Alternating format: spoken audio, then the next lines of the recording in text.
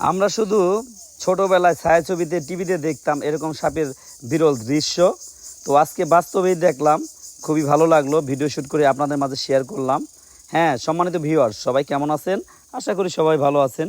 যে যেখান থেকে আমার এই ভিডিও দেখতেছেন সবাইকে জানাই আন্তরিক শুভেচ্ছা এবং প্রাণঢালা ভালোবাসা। আজকে আমরা দুটা সাপের প্রেম ভালোবাসার একটু খণ্ডচিত্র তুলে ধরার চেষ্টা করব। দেখবেন, আশা করি ভালো লাগবে।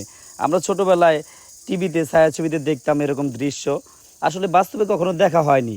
আজকেই প্রথমে এই দৃশ্যটা আমি বাস্তবে দেখলাম, দেখে একটু ভিডিও শ্যুট করলাম। আমি আমার অডিয়েন্সদের জন্য শেয়ার করলাম। আমি চেষ্টা করি আমার অডিয়েন্সদের জন্য ভালো কিছু ইউনিক ভিডিও তৈরি করার জন্য। আজকে অটোমেটিকলি বাড়ির সামনে এরকম দৃশ্য দেখে লোভ সামলাতে পারলাম না, আর সরাসরি ভিডিও করে ফেললাম। আমি আমার অডিয়েন্সদের জন্য ইউনিক একটা ভিডিও বানাইলাম।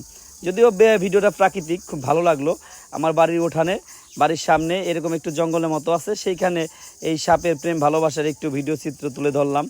মানে খুবই গরমের ভিতর, আজকে গরম, এখানে প্রচণ্ড রোদ, তারপর দেখলাম দুইটা সাপের একটু প্রেম কাহিনী। তো দুটো সাপে একটু ঈদের দিনের মতো একটু কোলাকুলি করতেছে। তো তাই ভিডিওটা করলাম। দেখবেন, আশা করি ভালো লাগবে।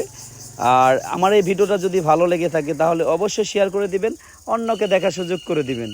এরকম নিত্য নতুন ভালো মানের ইউনিক ভিডিও পাওয়ার জন্য অবশ্যই আমার পেজের সাথে যুক্ত থাকার চেষ্টা করবেন। আর সর্বোপরি আমি যেখানে যাই না কেন, যাই করি না কেন, আপনাদের জন্য ইউনিক কিছু ভিডিও তৈরি করার চেষ্টা করি।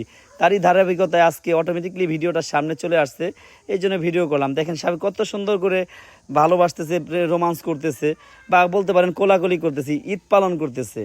তো যাই হোক, ঈদের দিন দুপুর টাইম ভিডিওটা করলাম, খুবই ভালো লাগলো। নিজে থেকে আসলে বাস্তবে কখনো দেখি না এরকম দৃশ্য। আজকেই প্রথমে সাপের প্রেম ভালোবাসার এরকম দৃশ্য দেখলাম, দেখে একটু ভিডিও করলাম। তো আশা করি আপনাদের কাছেও ভালো লাগবে। যদি ভালো লেগে থাকে অবশ্যই একটা শেয়ার করে দিবেন, অন্যকে দেখার সুযোগ করে দিবেন। আমি আমার এই পেজের মাধ্যমে মানিকগঞ্জের ইতিহাস, ঐতিহ্য, সাংস্কৃতিক বিভিন্ন বিষয়বস্তু তুলে ধরার চেষ্টা করি। এটা আমার ছোট্ট একটা প্রয়াস। আশা করব আপনারা যারা মানিকগঞ্জের মানিকগুলো আছেন তারা অবশ্যই আমার পাশে থাকার চেষ্টা করবেন, পাশে থেকে একটু সাপোর্ট দিবেন।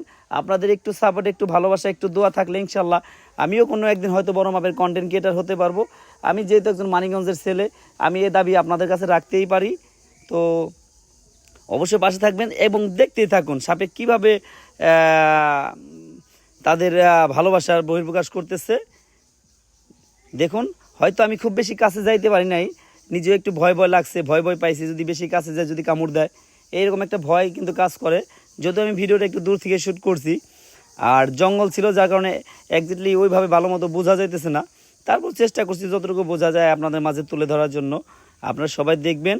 আর এই দুইটা কী সাপ ছিল অবশ্যই কমেন্টের মাধ্যমে জানিয়ে যাবেন। আসলে সাপের কোন প্রজাতি বা কোন নাম এটা আমি জানি না। তো এটা কি আসলে কি ধরনের সাপ, অবশ্যই আপনারা যারা জানেন তারা অবশ্যই আপনাদের মূল্যবান মতামতটা আমার কমেন্ট বক্সে জানিয়ে যাবেন।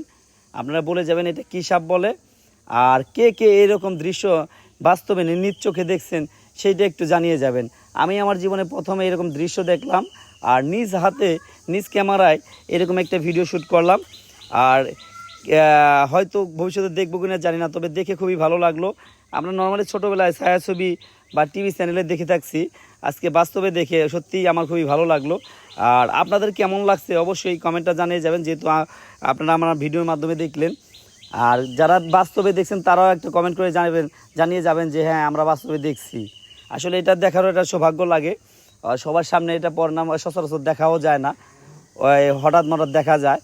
সেরকম আজকে আমি হুট করে দেখলাম বাড়ির আঙিনা, বাড়ির পাশে একটু বালানের মতো আছে সেই জঙ্গলের ভিতরে এরকম একটা দৃশ্য। তো যাই হোক, ভালো থাকবেন, আল্লাহ হাফেজ।